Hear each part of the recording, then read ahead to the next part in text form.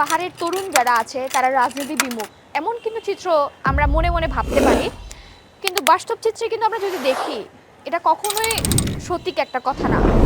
কারণ আমরা দেখেছি 24-এর পথ পরিবর্তন, গণঅভ্যুত্থানের পরে যখন পুরো বাংলাদেশের রাজনীতি পথ পরিবর্তন হচ্ছিল, ঠিক একইভাবে পাহাড়ের যে চিত্রটা আমরা দেখেছিলাম, মানে আমার এখনো মনে পড়ে খাগড়াছড়িতে প্রায় 30-40 হাজার মতো স্টুডেন্ট থেকে ছাত্র জনতা সবাই রাস্তায় নেমে এসেছিল, যে তাদের একটাই দাবি ছিল আমাদের সাংবিধানিক স্বীকৃতি চাই।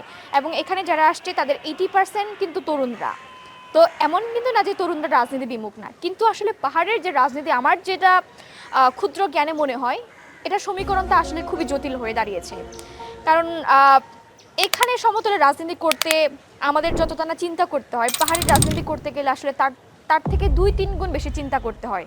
আমার কাছে মনে হচ্ছে পাহাড়ের যে রাজনীতি, সেখানে আসলে ক্ষমতার যে লড়াই, ক্ষমতার যে আধিক্য এবং যে গণতান্ত্রিক প্রক্রিয়া, সেটা কিছুটা হলেও ব্যাহত হয়েছে। যেমন সমতলে যারা রাজনীতি করে তারা কিন্তু চাইলে অনেক কিছুর কথা বলতে পারে, তাদের গণতান্ত্রিক যে অধিকার সেটা চর্চা করতে পারে।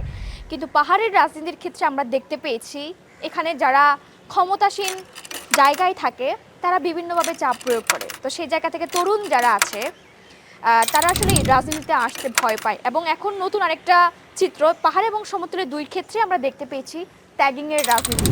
আপনি হয়তো দেখতে পাবেন এখানে খুব একটা বিশ্লেষণ সবাই একটা দেখে যে আসলে খাগড়াছড়িতে থাকলে মনে একটা দল করে, রাঙামাটিতে থাকলে মনে আরেকটা দল করে, বা বান্দরবানে থাকলে মনে আরেকটা দল করে।